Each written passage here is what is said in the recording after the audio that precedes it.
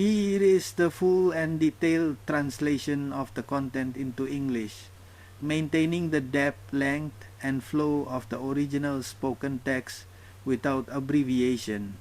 Thank you, Right View. Chánh tri kiến. That is a very good question.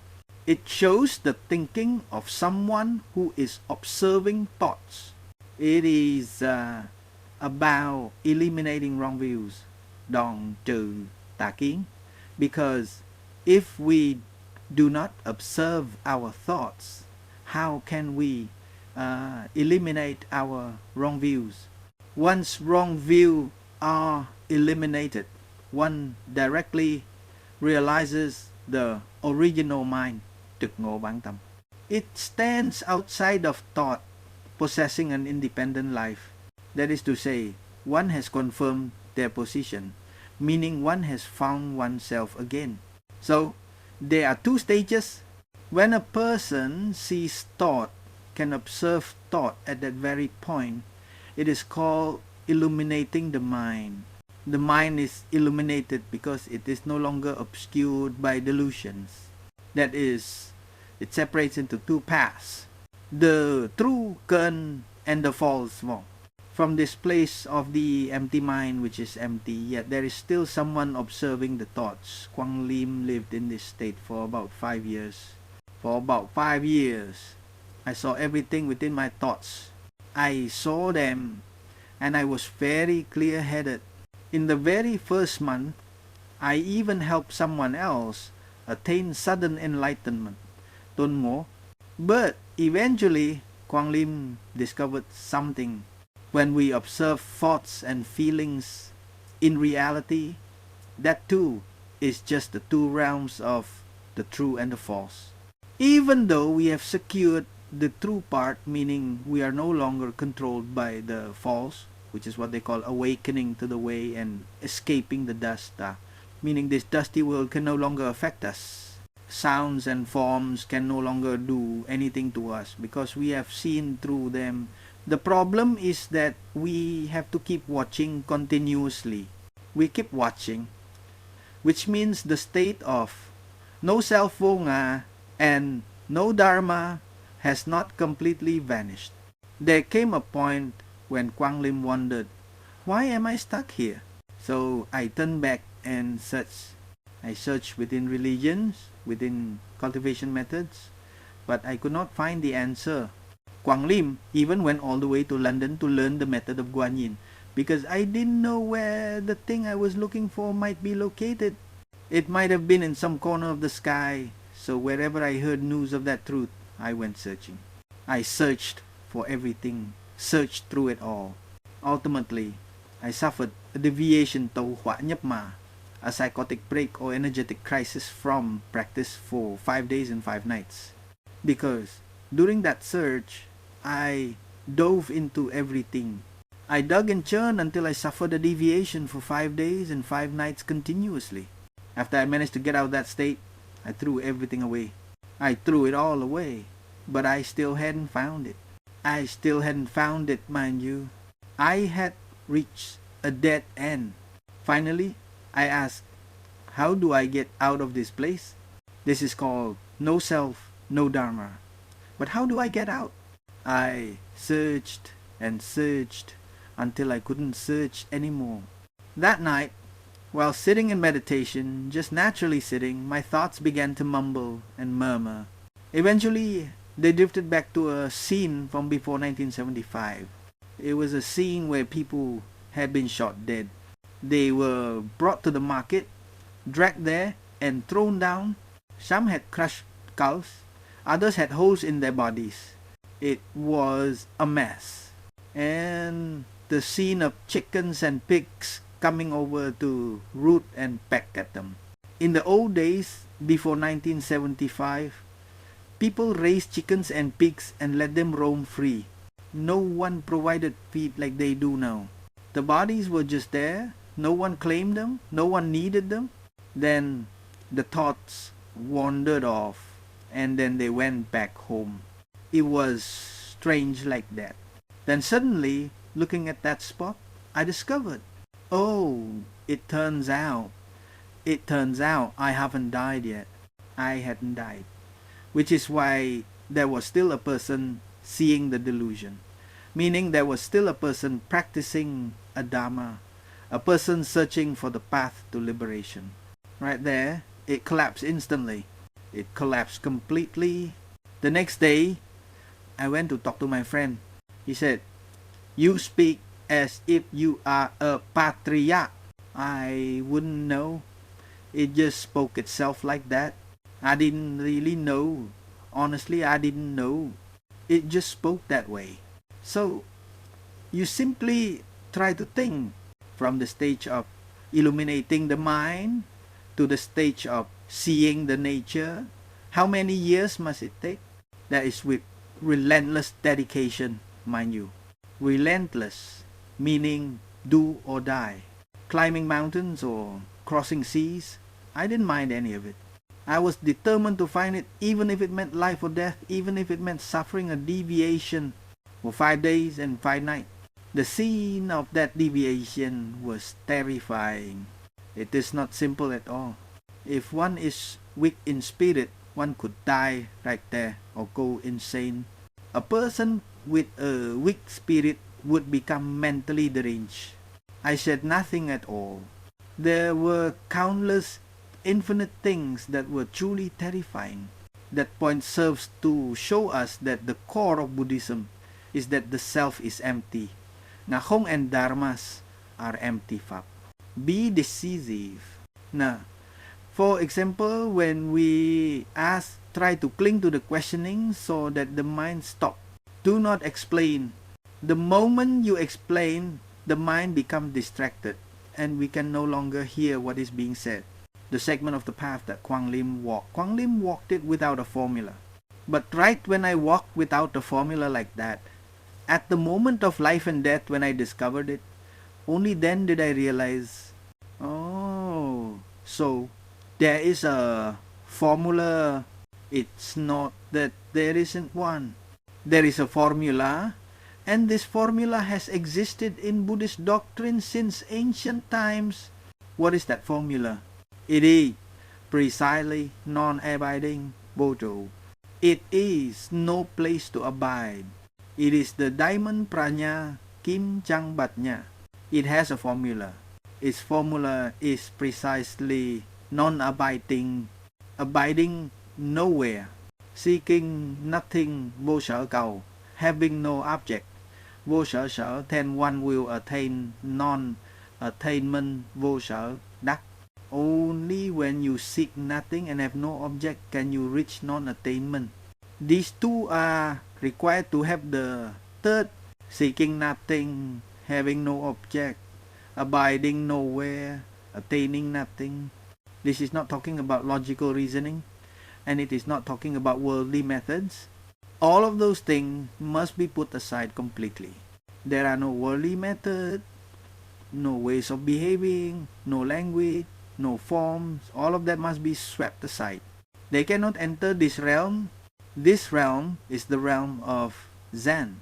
The realm of non-abiding lies within the realm of Zen. It lies within Zen. You must enter Zen to know what is called non-abiding. As for the not abiding in worldly attachments that people talk about, that is merely the external appearance. If you simply pay no attention, then you don't abide. There's nothing to it. That is very easy. Someone says something to your face, you don't listen, and that's it. That is non-abiding. But that's not it. True non-abiding lies right within Zen, within the non-existence of oneself. Even right here we can practice non-abiding, but it must be truly absolute. Right mindfulness. Clear awareness to an absolute degree, completely lacking the existence of the self. Therefore, that Zen brings immense benefits. Only the Zen within Zen can realize what is called non-abiding.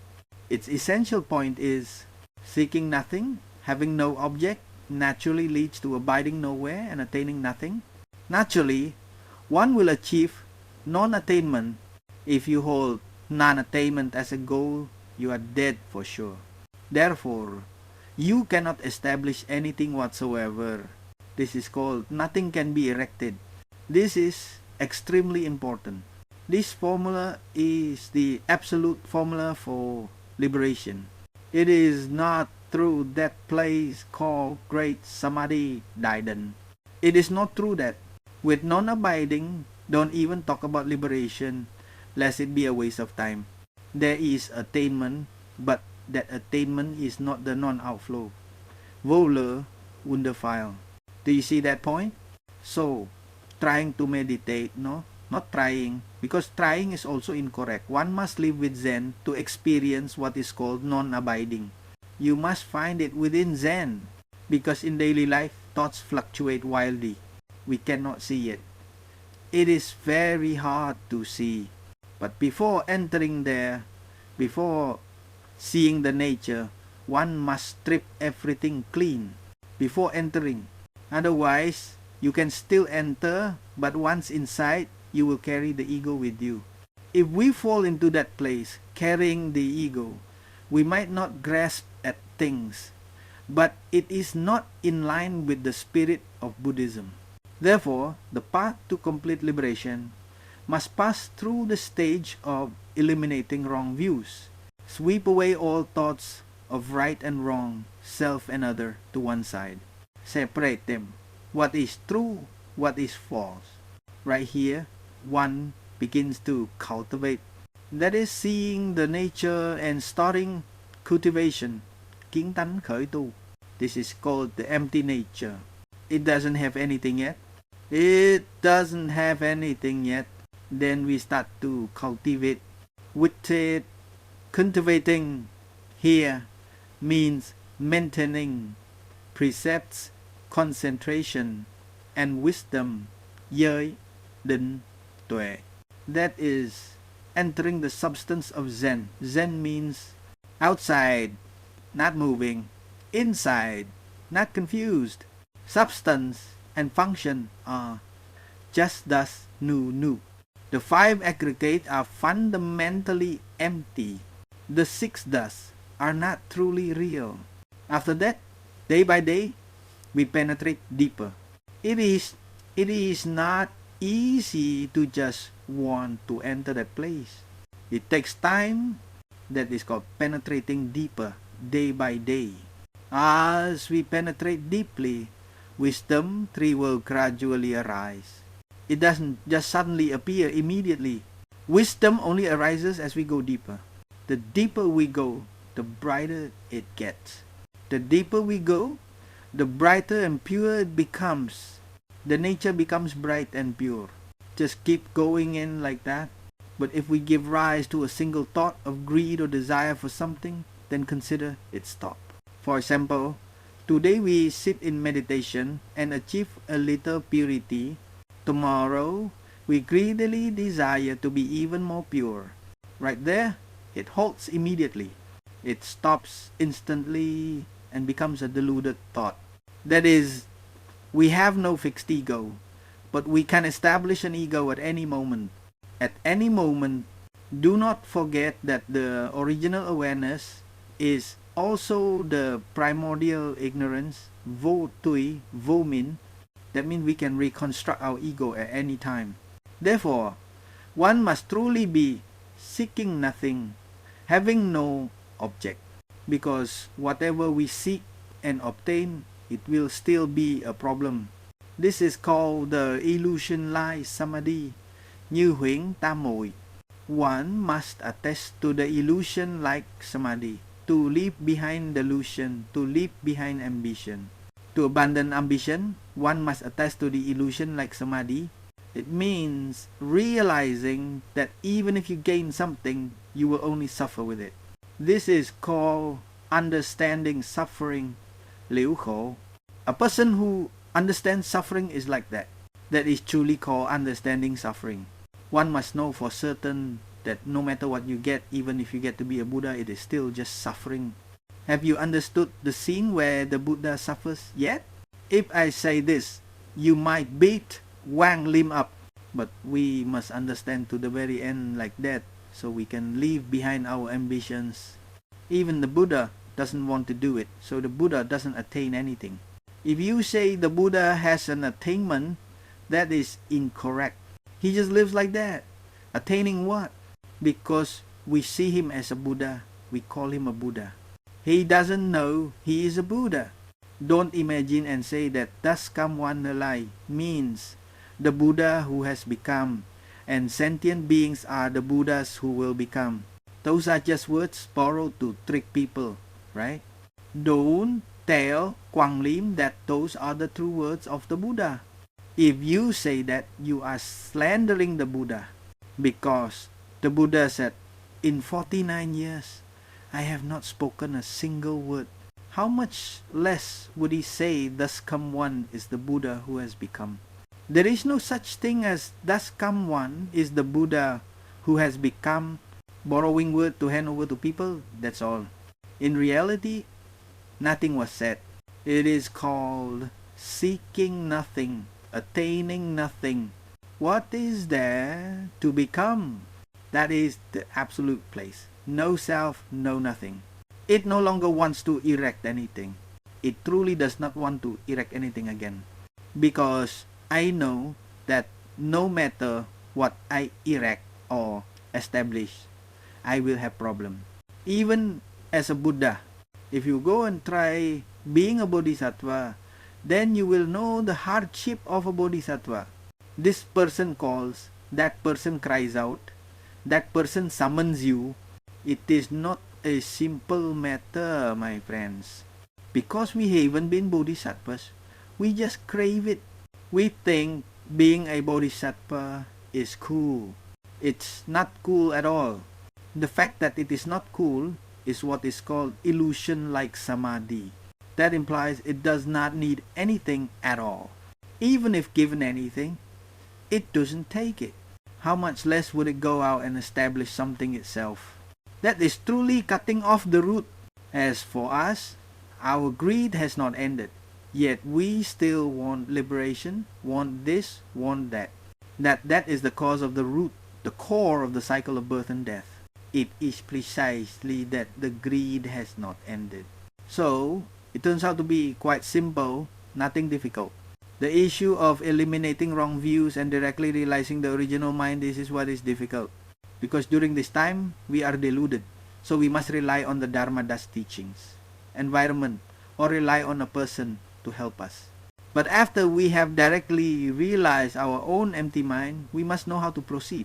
We must know how to start cultivation. That means we must keep the precepts, concentration, and wisdom of the self-mind, not the other kind. That means the precepts without language. Because if we establish language, we get stuck again. From that place, we accord with conditions, arising thoughts, leaving thoughts. A clear-sighted person will know which thought is necessary and which thought is not. The necessary one, use it. The unnecessary one, throw it away. Do not regret.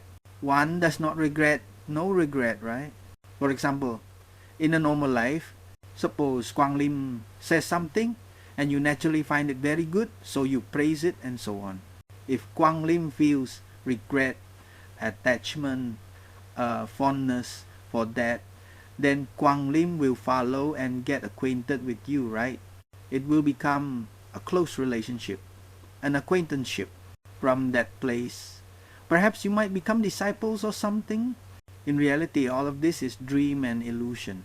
It is not real. It is not real. Even praise is not to be regretted, clung to, and even adulation is not to be regretted. To regret is to be immediately. To regret is to establish oneself again instantly. That is called illusion-like samadhi. Even if there is anything, one does not take it. How much less would one take things that are not good? Even things that are truly holy and saintly, one does not take. How much less the unwholesome things? That is how it is. It lies right at greed, hatred, and delusion. If there is greed, it will give birth to everything. We just need to slip into greed and it will spawn everything. That's it. One cannot go outside of the non-outflow. Non-outflow is precisely precepts, concentration, and wisdom. It is the three Dharma seals.